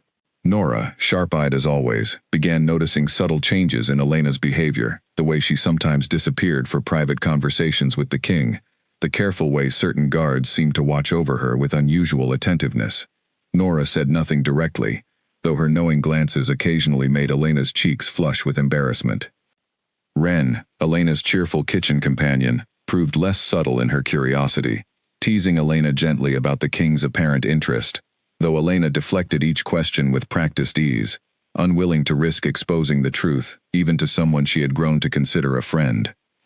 As the days continued passing, Elena found herself slowly allowing her guard to lower, not entirely. Old habits of caution remained too deeply ingrained to disappear completely, but enough to allow small moments of genuine happiness back into her carefully guarded heart. She began joining Cade occasionally in the quiet garden after her evening chores concluded, their conversations growing longer and more personal with each visit. She learned about his own difficult path to the throne, about losing his parents at a young age, about the immense pressure of ruling a kingdom largely alone since his early 20s, about the quiet loneliness that had settled over him in the years since, a loneliness that had only recently begun to ease, since discovering her presence within his own household. In turn, she shared more of her own history, stories of her mother's gentle laughter, of training alongside her father in the practice yards of Nightshade Hall, of the quiet pride she had once felt as heir to a territory her family had protected faithfully for generations. Through these shared conversations, something deeper than simple mate bond attraction began forming between them, a genuine friendship built on mutual understanding and respect, a foundation Elena had never expected to find again after losing everything that once anchored her sense of belonging in the world. But even as this fragile happiness grew, the shadow of Silas Crane's advancing forces remained ever present, a constant reminder that peace, however precious, remained dangerously fragile as long as her true identity risked exposure to those who wished her harm. One evening, nearly 2 weeks after their initial confrontation in the study, Corwin arrived with news that finally shattered the careful calm they had managed to build.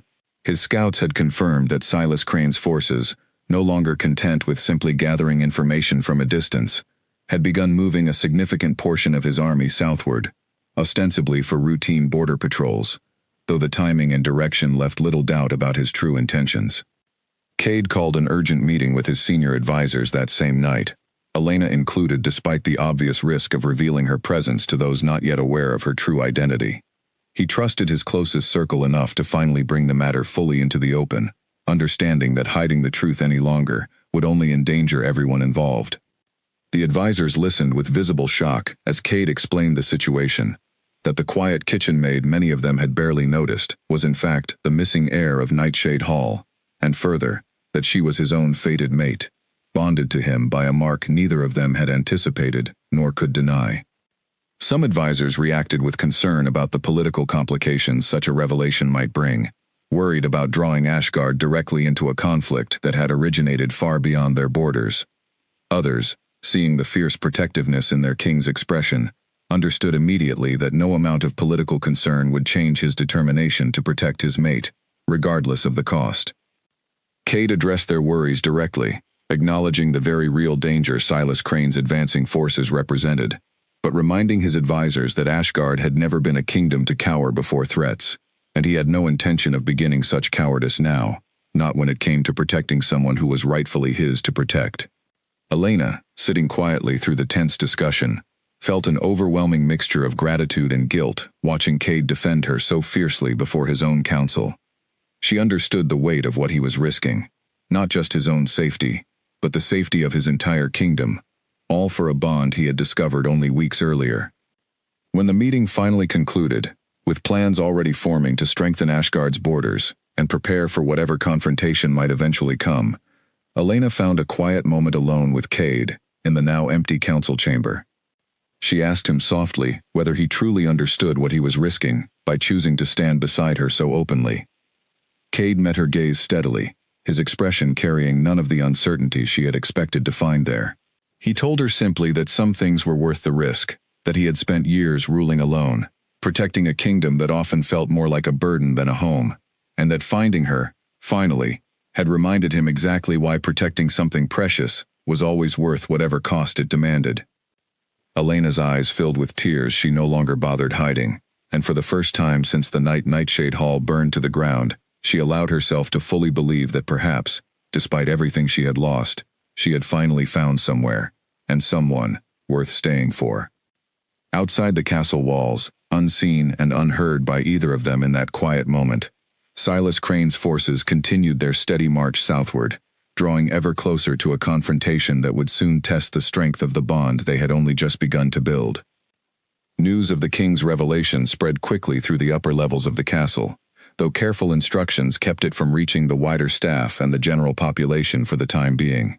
Nora was among the first to learn the truth beyond the council chamber, summoned personally by Cade to help arrange proper quarters for Elena, quarters far more fitting for a visiting heir than the narrow servants' room she had occupied for weeks. Nora's reaction surprised Elena entirely. Rather than shock or formality, the older woman simply nodded once, as though confirming something she had long suspected, and told Elena quietly that she had always carried herself with more grace than any ordinary maid, grace that came only from proper training and noble blood. She wished Elena well, promising her discretion, and set about her new duties without further comment, though her manner toward Elena grew noticeably warmer in the following days. Ren's reaction proved far more emotional, tearful and apologetic for every teasing comment she had made in the kitchen, worried she had somehow overstepped boundaries she hadn't understood existed. Elena reassured her gently, insisting that their friendship meant more to her than any title ever could, and that she hoped it would continue regardless of what came next. Ren's relief was immediate and genuine, and their bond, if anything, grew stronger through the honesty finally shared between them. With her identity no longer hidden among Ashgard's inner circle, Elena found herself adjusting to an entirely new rhythm of castle life. She began attending council meetings alongside Cade, offering her own knowledge of Nightshade territory and Silas Crane's likely strategies, knowledge that proved invaluable as Ashgard's advisors worked to prepare adequate defenses against the approaching threat.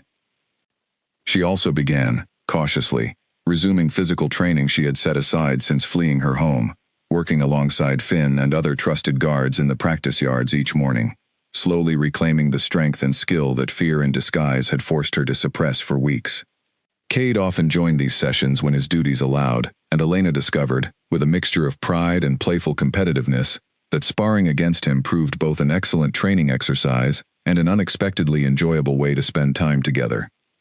Their bond continued deepening through these shared mornings, through quiet evenings spent reviewing maps and strategy, long after council meetings concluded, through small moments of genuine laughter that neither of them had expected to find amid such serious circumstances. Elena began to understand, with growing certainty, that whatever fear had driven her into hiding, staying hidden forever, would have cost her far more than safety alone. It would have cost her this growing sense of partnership and belonging that she had never truly expected to find again. But even as their bond strengthened, the threat beyond Ashgard's borders continued advancing with troubling speed. Reports from Corwin's scouts grew increasingly urgent, confirming that Silas Crane's forces had crossed further into Ashgard's outer territories than routine patrols could reasonably justify, moving with a purpose that left little doubt about their true destination. During one particularly tense council meeting, Corwin presented information suggesting that Silas Crane had somehow learned, likely through his informant Garrick, that the missing Nightshade heir was not only alive, but currently sheltering within Ashgard's own castle walls. This confirmation transformed the threat from a distant possibility into an immediate and pressing danger, and the council's discussions grew increasingly focused on defensive preparations rather than diplomatic solutions. Elena listened to these discussions with a growing weight of guilt settling over her chest. Despite Cade's repeated reassurances that he bore no resentment toward her for the danger now approaching his kingdom, she could not fully release the fear that innocent people within Ashgard would suffer because of choices made entirely outside their control, choices made by a man determined to eliminate any remaining trace of her family's bloodline. One evening, unable to sleep beneath the weight of this guilt, Elena sought out Cade in his private study, finding him bent over maps of the border territories, planning defensive positions, with the same focused intensity he brought to every challenge his kingdom faced. She confessed to him, her voice trembling slightly, that she had considered leaving Ashgard entirely, disappearing once again into the wilderness, hoping that removing herself from his kingdom might also remove the target Silas Crane had placed upon it. Cade's reaction was immediate and firm, setting aside his maps entirely, to focus completely on her words. He told her, without hesitation, that such a plan would accomplish nothing beyond breaking both their hearts unnecessarily, that Silas Crane's ambitions clearly extended beyond simply eliminating one hidden heir, that a wolf, willing to destroy an entire pack to expand his territory, would not simply turn away from Ashgard's borders, even if she disappeared entirely. He reminded her, gently but firmly, that they were bonded mates now, that her fight had become his fight the moment fate marked them for one another, and that running from this threat would only delay an inevitable confrontation, while denying them both the strength that came from facing it together. Elena wanted desperately to argue, old instincts urging her to protect him by removing herself from danger, but something in his steady, unwavering gaze convinced her, finally, that he meant every word completely. Running had kept her alive for weeks, but it had also kept her isolated, afraid, and utterly alone. Staying, facing this threat directly alongside someone who genuinely cared for her well-being, offered something running never could, a chance at real justice, real safety, and real belonging. She allowed him to pull her into a gentle embrace, resting her head against his chest, listening to the steady rhythm of his heartbeat, and for the first time in weeks, allowed herself to fully believe that whatever came next, she would not face it as a hunted, hidden heir, running desperately from her past. She would face it as Luna of Ashgard, standing beside a mate determined to protect not only his own kingdom, but the woman fate had chosen to share it with him. The following morning brought disturbing news that transformed distant threat into immediate crisis. A messenger arrived at dawn, exhausted and injured, reporting that Silas Crane's forces had launched a surprise assault on an outer Ashgard village near the northern border, overwhelming the small garrison stationed there, before retreating just as quickly, leaving destruction and confusion in their wake. Cade's expression hardened into cold, focused determination as he listened to the messenger's report. This was no longer a distant possibility, or a slow advancing threat. Silas Crane had crossed a line that could not be ignored, striking directly at Ashgard's people, in what could only be interpreted as a deliberate provocation, likely intended to draw Cade's forces into a hasty, poorly planned response. Elena, standing beside him as the report concluded, felt a familiar cold determination settling over her own chest, the same steady focus she remembered from her father's expression, whenever their own territory faced genuine threat. She understood, with painful clarity, that whatever peace they had managed to build over recent weeks was about to be tested far more severely than either of them had anticipated. Cade turned to her, his pale eyes carrying both fierce protectiveness and quiet respect for the strength he saw reflected in her own steady gaze. He asked her directly whether she was ready to fight, not just for her own justice, but for the protection of an entire kingdom that had, in a remarkably short time, become her home as much as it had always been his. Elena did not hesitate in her answer. She was ready. Behind them, Corwin began issuing urgent orders to assemble Ashgard's forces, and throughout the castle, the quiet rhythm of daily life shifted rapidly into the focused urgency of preparation for what all of them now understood was an unavoidable and rapidly approaching conflict. The storm that had been building steadily on the northern horizon for weeks had finally arrived at Ashgard's doorstep, and there would be no more hiding, no more careful denial, only the difficult reality of facing it head-on, together. The castle transformed within hours, from a place of quiet routine into a hub of urgent activity. Guards drilled in the courtyard from dawn until dusk, blacksmiths worked around the clock repairing weapons and armor, and messengers rode constantly between Ashgard and its outlying territories, gathering reports and delivering orders, as Cade's council worked tirelessly to prepare adequate defenses against whatever Silas Crane intended next. Elena threw herself fully into these preparations, her knowledge of Nightshade territory and Silas Crane's typical strategies proving invaluable to Ashgard's defensive planning. She spent long hours with Corwin and the senior military commanders, mapping likely approach routes, identifying vulnerable points along the border, and sharing everything she remembered about the tactics that had destroyed her own home weeks earlier, determined that Ashgard would not fall to the same surprise and betrayal that had claimed Nightshade Hall. Her contributions did not go unnoticed among the castle's military leadership. What had begun as cautious skepticism toward the mysterious former Maid gradually transformed into genuine respect, as her strategic knowledge proved sound time and again. Even the most senior commanders began seeking her input directly, recognizing in her the sharp, disciplined mind of someone truly trained for leadership rather than simple survival. Cade watched this transformation with quiet pride, understanding that Elena was finally beginning to reclaim not just her safety, but her rightful identity as a capable leader in her own right, no longer forced to hide behind the humble disguise that had protected her for so long. Despite the mounting tension, Cade insisted on maintaining certain quiet moments between them each day, refusing to let the looming threat consume every aspect of their growing bond entirely. Each evening, regardless of how exhausting the day's preparations had been, they found time to sit together in the garden, sometimes speaking of strategy and defense, other times simply enjoying comfortable silence beneath the stars, drawing strength from each other's presence before facing whatever challenges the following day would bring. It was during one such quiet evening that Cade raised a subject he had been considering carefully for days. He told Elena that he wished to formally acknowledge their bond before the full court, declaring her publicly as his Luna, rather than continuing to keep the truth confined to his closest advisors alone. Elena's immediate reaction was hesitation, old fears resurfacing quickly. She reminded him gently that such a public declaration would eliminate any remaining possibility of denying her identity, that it would confirm beyond doubt to Silas Crane and anyone else watching that the missing Nightshade heir had found sanctuary and power within Ashgard's walls. Cade listened patiently to her concerns before responding with quiet conviction. He explained that hiding the truth any longer served little practical purpose now that Silas Crane already knew of her presence, and that a public declaration would actually strengthen their position rather than weaken it. It would demonstrate to their own people, and to any watching enemies, that Ashgard stood united and unafraid, that their king considered this threat significant enough to bond himself openly and completely to the woman at its center. He also admitted, more softly, that he was tired of hiding what had become the most important relationship of his life, that he wanted his people to know their future Luna, to see the strength and courage he saw so clearly in her, rather than continuing to treat their bond as a secret shame, rather than a source of genuine pride.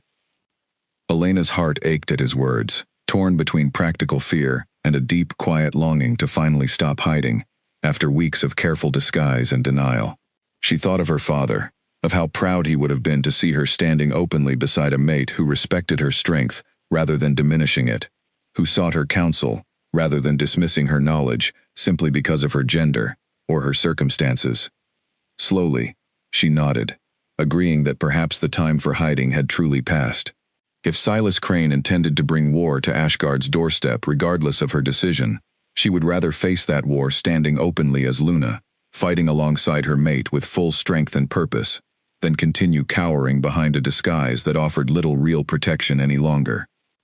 Cade's relief was visible, and he pulled her into a warm embrace, promising that whatever came next, they would face it together, fully and without fear. The formal announcement took place 3 days later, in Ashgard's grand throne room, filled with nobles, advisors, and senior military commanders, gathered to witness the significant declaration. Elena stood beside Cade, dressed in formal attire that Nora had carefully arranged for the occasion, her posture straight and confident despite the nervous flutter still present beneath her calm exterior. Cade addressed the gathered court with the same commanding presence that had earned him such widespread respect throughout his reign, explaining that fate had blessed him with a mate whose courage and wisdom matched any leader he had ever known. He revealed Elena's true identity as the surviving heir of Nightshade Hall, acknowledging openly the threat that Silas Crane now posed to their kingdom, and declaring firmly that Ashgard would meet this threat not with fear, but with the combined strength of a king, and his rightfully claimed Luna, standing united against it. The reaction among the gathered nobles varied, some expressing immediate support and admiration for their king's chosen mate, others exchanging more cautious glances, clearly concerned about the political complications such a bond might bring. But whatever private reservations some may have harbored, none dared voice open opposition to a declaration made with such unwavering conviction by their formidable king. As the ceremony concluded, and the court began offering formal congratulations, Elena felt a profound shift settle over her, a sense of finally standing fully in her own truth, after weeks of careful hiding. She was no longer simply Elena Marsh, invisible maid surviving quietly in the shadows. She was Elena Voss, rightful heir of Nightshade Hall, and now, Luna of Ashgard, standing openly beside a king who valued her completely, for exactly who she truly was. Among those offering congratulations, however, one face stood out with troubling familiarity. A visiting merchant, present in the court on unrelated business, watched the proceedings with sharp, calculating eyes, before quietly slipping away before the ceremony fully concluded, hurrying toward the castle gates with unusual urgency.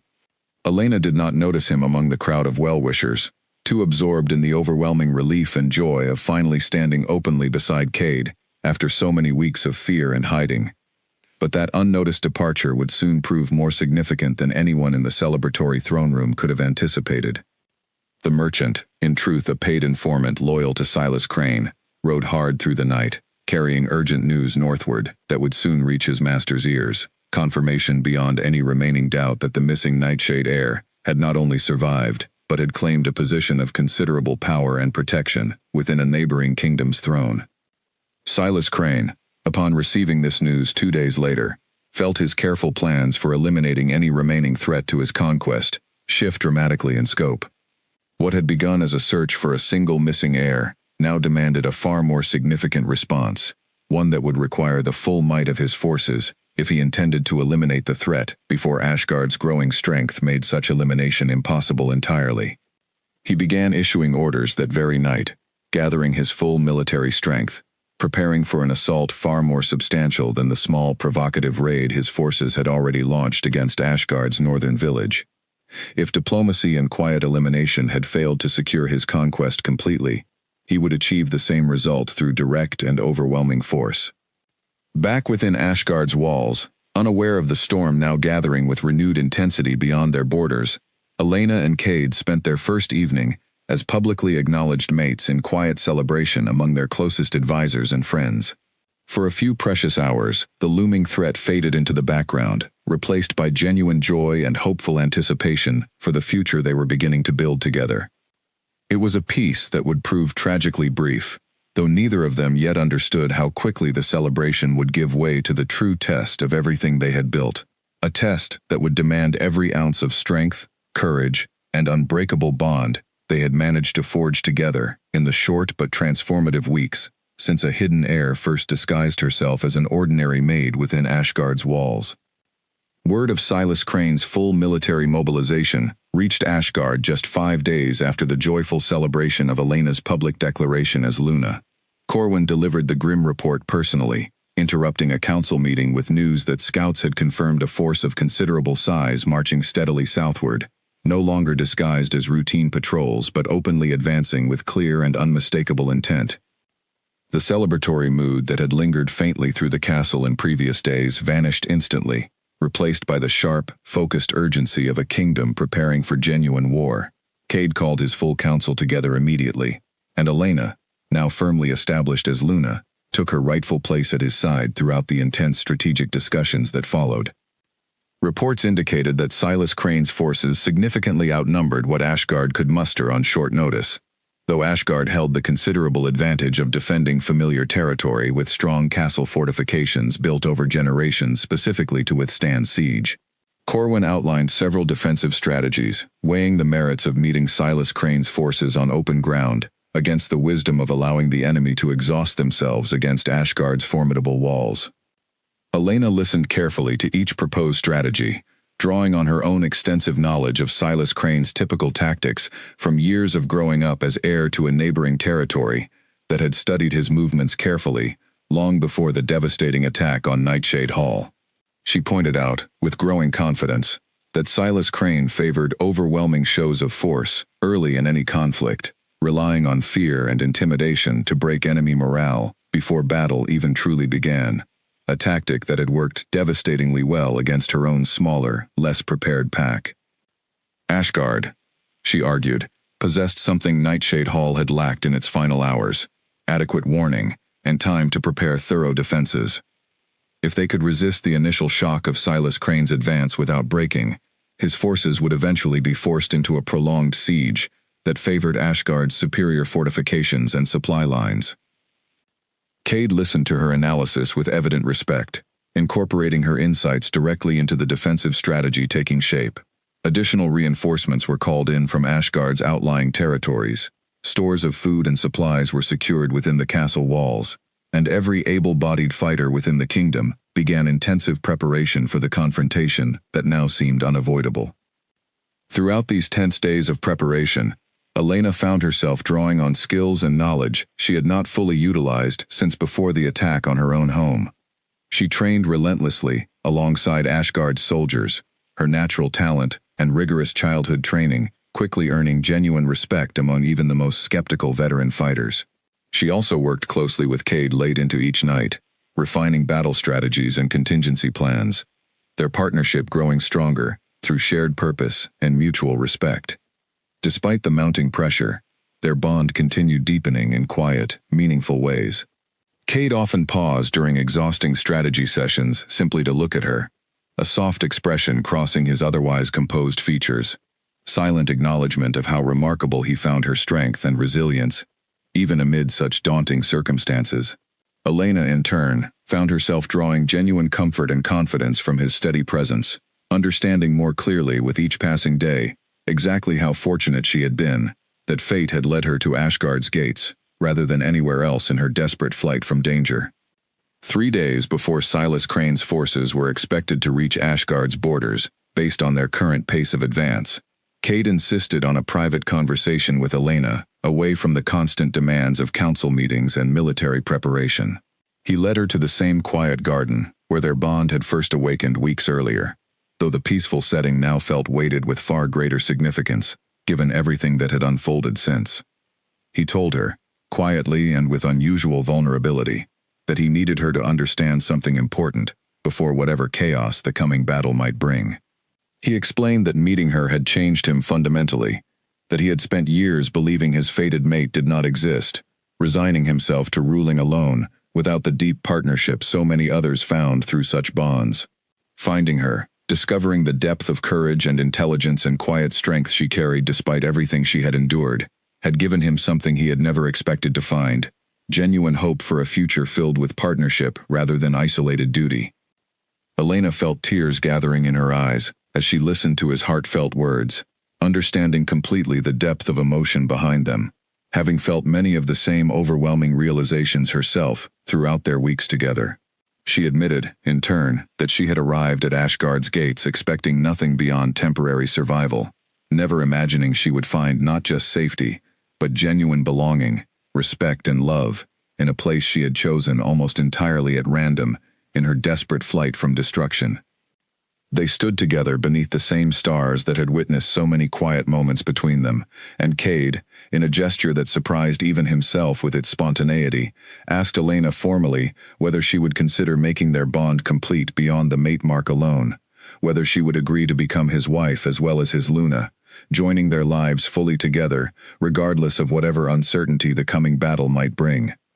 Elena's answer came without hesitation, her heart overflowing with certainty despite the danger looming just beyond the horizon. She agreed, understanding that whatever challenges awaited them, facing those challenges as fully bonded partners felt infinitely more powerful than facing them separately, regardless of formal titles already shared between them. Their engagement, though necessarily brief in its public celebration, given the pressing military concerns, brought a renewed sense of determination throughout Ashgard's preparations. News spread quickly among the castle staff and gathered soldiers, and rather than viewing the timing as inappropriate given the looming threat, Most seemed to draw genuine strength and hope from witnessing their king's clear commitment to the future he intended to build. War or no war. Nora, upon hearing the news, embraced Elena warmly, admitting through happy tears that she had suspected such an outcome from the very first days Elena arrived at the castle gates, sensing something special in the quiet maid's bearing despite her careful attempts at disguise. Ren's reaction proved similarly emotional, and Finn offered his sincere congratulations, along with a promise that he would personally ensure Elena's safety throughout whatever battle lay ahead, a promise Elena accepted graciously, despite her own considerable capability to defend herself. As preparations for both battle and eventual celebration continued simultaneously throughout the castle, Elena found herself reflecting often on the remarkable journey that had brought her to this point. From fleeing her burning home with nothing but desperate hope for survival, to disguising herself as an ordinary maid within unfamiliar walls, to discovering an unexpected bond with a king, whose reputation for cold formidability had utterly failed to capture the genuine warmth and strength she had come to know so intimately. Whatever challenges Silas Crane's approaching forces represented, Elena faced them now not as a frightened, hidden heir running desperately from her past, but as Luna of Ashgard, soon to be fully wed to a mate who cherished her completely, standing firmly at the head of a kingdom prepared to defend itself with unwavering unity and strength. The final days before the expected confrontation passed in a blur of intense preparation, quiet moments of connection between Elena and Cade, and the steady, mounting tension of a kingdom bracing itself for the most significant battle it had faced in generations. Everyone within Ashgard's walls understood clearly what was at stake, not just territory or political standing, but the fundamental safety and future of everyone who called this kingdom home. As reports finally confirmed that Silas Crane's forces had crossed into Ashgard's immediate outer territories, mere hours from reaching the castle itself, Cade gathered his full military leadership, along with Elena standing proudly at his side, for one final strategic review before the battle that would determine so much about both their futures. Looking around at the determined faces gathered before him, and feeling Elena's steady presence beside him, Cade felt a fierce confidence settle over his own resolve. Whatever Silas Crane brought against Ashgard's walls, he would find not a divided or unprepared kingdom, but a united force, fighting not just for territory or pride, but for genuine love, justice, and the future they had all worked so hard to secure together. The storm that had been building steadily since the night Elena first fled her burning home had finally arrived at Ashgard's doorstep in full force, and there would be no more waiting, no more careful preparation.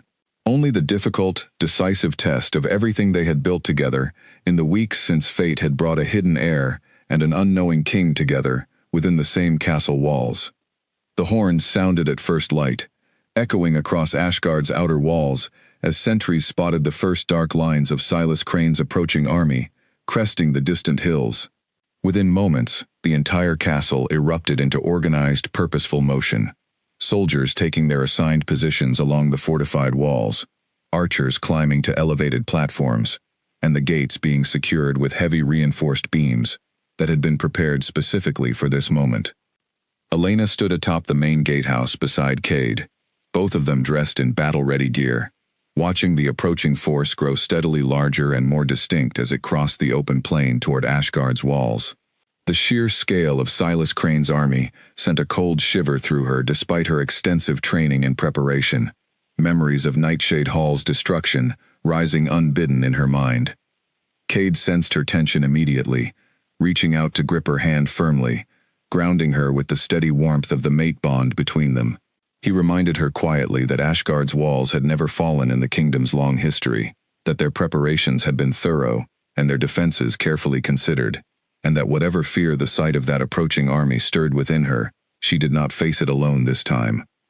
Elena drew strength from his steady presence, forcing her racing heart to settle into the calm, focused readiness her father had trained into her since childhood.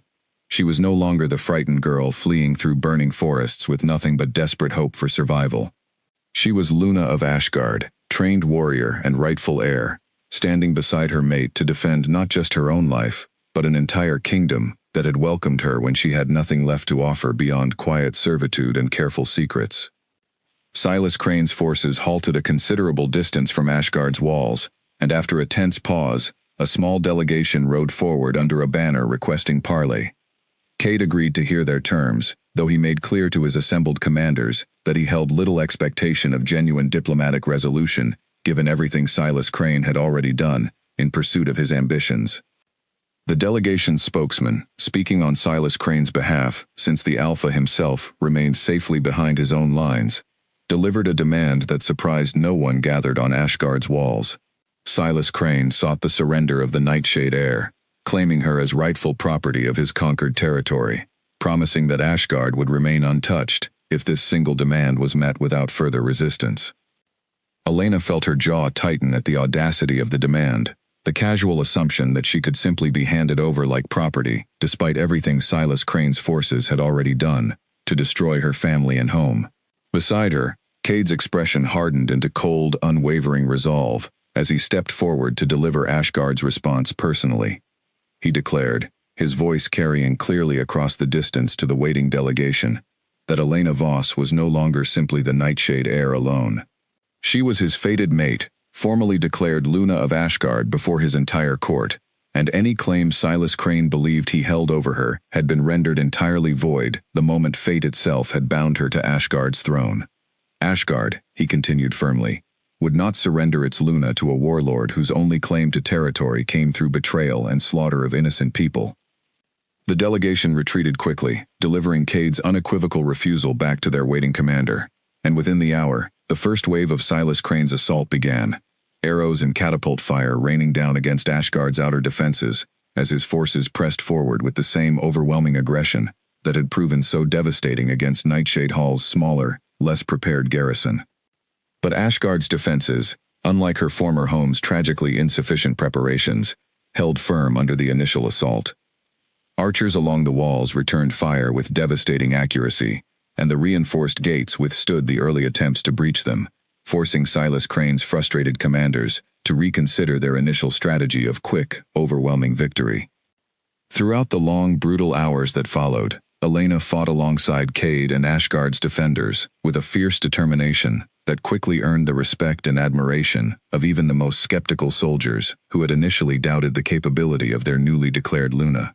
Her extensive training, combined with an intimate understanding of Silas Crane's typical tactics, allowed her to anticipate several attempted breach points before they could fully develop, directing reinforcements to critical areas with the same natural leadership instinct her father had carefully cultivated in her since childhood. As the battle stretched into its second grueling day, Silas Crane, growing increasingly frustrated by Ashgard's unexpected resilience, made a desperate and reckless decision. He personally led a concentrated assault against the castle's eastern wall, believing that his own considerable strength and battle experience could accomplish what his broader forces had failed to achieve through overwhelming numbers alone. Cade, recognizing the opportunity this reckless decision presented, moved quickly to meet the challenge personally, understanding that eliminating Silas Crane directly might finally bring an end to the relentless threat facing his kingdom and his mate. Elena, refusing to remain safely behind while Cade faced such danger alone, insisted on joining him at the eastern wall, despite his initial reluctance to expose her to such direct risk. The confrontation that followed proved fierce and desperate, Cade and Silas Crane exchanging blows with the ferocious intensity of two powerful alphas locked in a battle that would determine far more than simple territorial dispute. Elena fought alongside her mate against Silas Crane's personal guard, her skill and precision cutting through the chaos with the same disciplined grace that had once made her father so proud during her childhood training sessions. At a critical moment, as Cade's strength began gaining clear advantage over his opponent, Silas Crane, sensing defeat approaching, attempted a desperate and dishonorable strike aimed not at Cade directly, but at Elena, hoping perhaps to end the conflict by eliminating the very heir whose survival had initially driven his relentless pursuit southward. Elena saw the strike coming with just enough warning to react, her trained instincts allowing her to deflect the worst of the blow, though not entirely. A sharp pain blooming across her shoulder, as Silas Crane's blade caught her before Cade's furious counterattack finally drove the enemy Alpha back with decisive force.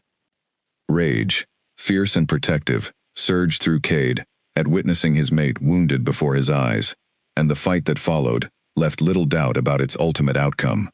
Silas Crane, already weakened from the prolonged battle, and now facing an opponent whose fury burned hotter than any strategic consideration, found himself steadily overwhelmed, his forces along the eastern wall finally breaking and retreating in disarray as word of their leader's dire situation spread quickly through the ranks.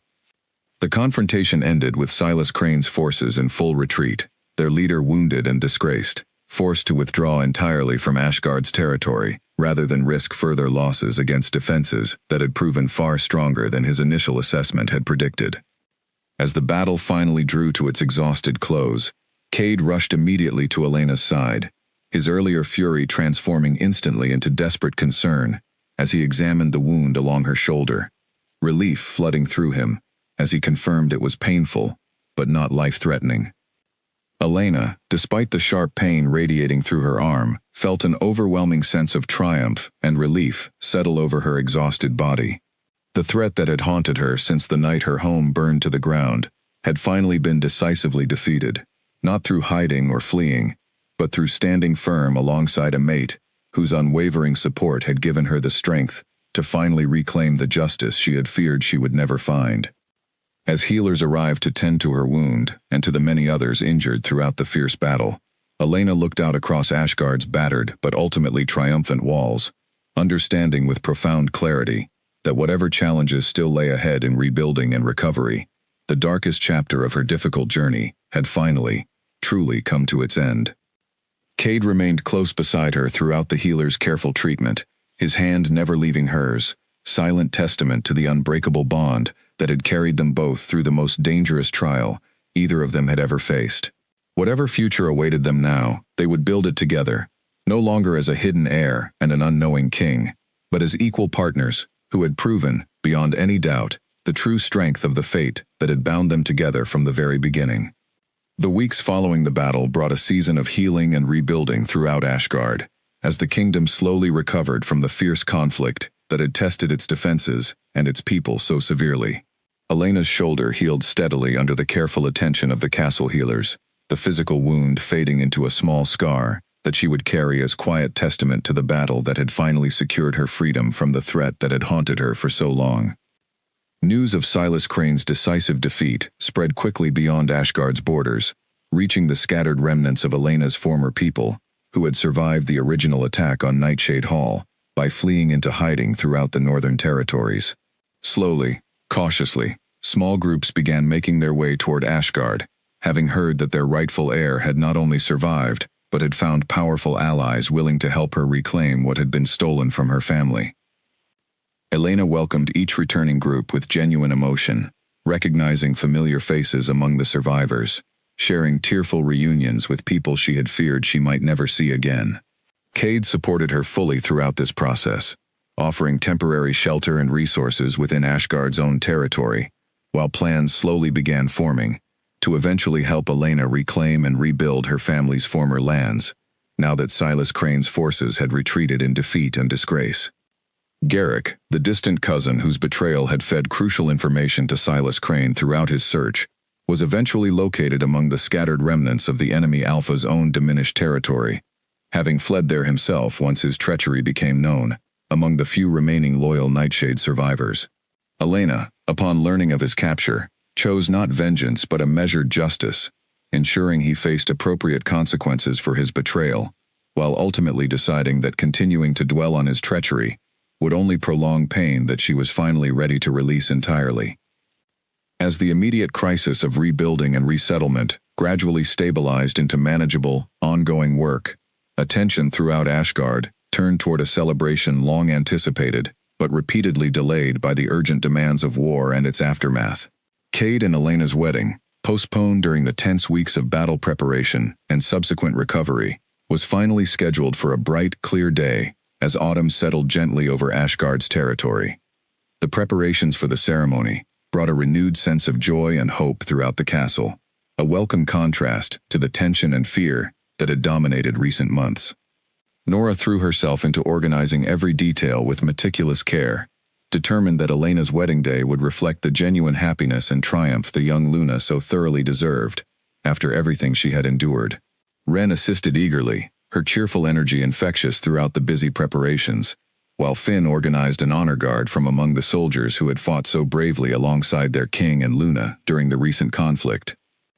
On the morning of the wedding, Elena stood before a mirror in her new chambers, dressed in a gown that Nora had commissioned specifically for the occasion, elegant yet practical, reflecting both her noble heritage and the strength she had proven so thoroughly throughout her difficult journey. She thought, in quiet reflection, of her parents, wishing desperately that they could witness this moment, that her father could see the strong, capable leader she had become, despite everything fate had taken from her, that her mother could share in the genuine joy and love she had found with a mate who cherished her completely. The ceremony itself took place in Ashgard's grand courtyard, transformed for the occasion with autumn flowers and warm golden light filtering through gently falling leaves. Nobles and commoners alike gathered to witness the union of their king and his hard-won Luna, and as Elena walked slowly toward where Cade waited, his expression filled with unmistakable joy and pride, she felt every remaining trace of fear and uncertainty finally dissolve into pure, unshadowed happiness. Their vows, spoken clearly before the assembled crowd, spoke not just of romantic love, though that ran deep and true between them, but of genuine partnership, mutual respect, and shared commitment to protecting and building a future together that honored both the kingdom Cade had inherited and the legacy Elena had fought so hard to reclaim. When Cade finally sealed their union with a gentle, heartfelt kiss, the courtyard erupted into joyful celebration, cheers and applause echoing across walls that had so recently withstood the fury of war, now filled instead with the warmth of genuine celebration. The feast that followed stretched long into the evening, filled with music, laughter, and the easy camaraderie of a kingdom, finally allowed to celebrate after months of tension and hardship. Elena moved through the celebration with genuine warmth, speaking with returning Nightshade survivors, Ashgard nobles, and loyal soldiers alike, no longer hiding behind careful disguise or quiet servitude, but standing fully and proudly in her rightful place, as Luna, of a kingdom that had welcomed her when she had nothing left to offer, beyond desperate hope for survival. In the weeks and months that followed their wedding, Elena and Cade worked together steadily to rebuild what Silas Crane's ambition had nearly destroyed. Plans slowly took shape to restore Nightshade territory under Elena's guidance, with Ashgard's support ensuring that her people would never again face the same vulnerability that had allowed their original destruction. Elena split her time between supporting Cade's continued leadership of Ashgard and personally overseeing the careful reconstruction of her ancestral home, determined that her father's legacy would not simply fade into memory, but would be honored through genuine renewal and lasting strength. Their partnership, forged initially through the unexpected discovery of a hidden mate bond between a disguised heir and an unknowing king, grew steadily deeper through every shared challenge and triumph that followed. Where Elena had once believed herself utterly alone in the world, having lost everything that once defined her sense of home and belonging, she found instead that fate had guided her towards something even more valuable, a genuine partnership built on mutual respect, deep love, and unwavering support through even the most difficult circumstances imaginable. Cade too found his own life transformed beyond measure through their bond. Where he had once ruled Ashgard with steady but solitary determination, believing genuine partnership beyond his reach, he now shared every decision, every challenge, and every triumph, with a Luna whose strength and wisdom matched his own completely, creating a partnership that made both of them, and the kingdom they led together, immeasurably stronger. As the first anniversary of Elena's arrival at Ashgard's gates approached, marking the full year since a frightened, disguised heir had first sought refuge among unfamiliar castle walls, she found herself reflecting often on the remarkable journey that had brought her to this point. She thought of the fear that had driven her into hiding, the careful walls she had built around her true identity, and the way fate had ultimately refused to let those walls stand indefinitely, revealing instead a truth far more powerful and precious than the safety of anonymity alone could ever have provided. She had come to Ashgard as an ordinary maid, hiding a truth she believed too dangerous to reveal. She remained now as Luna, wife and rightful heir, standing proudly beside a mate who had discovered, and cherished, every remarkable truth she had once feared to share. Her story, one of loss and hiding, transformed ultimately into strength, love, and hard-won justice, stood as lasting testament to the way fate, however unexpected its methods, often led toward exactly the belonging and purpose a person needed most, even when that path first appeared through the guise of nothing more than an ordinary servant's quiet, careful disguise.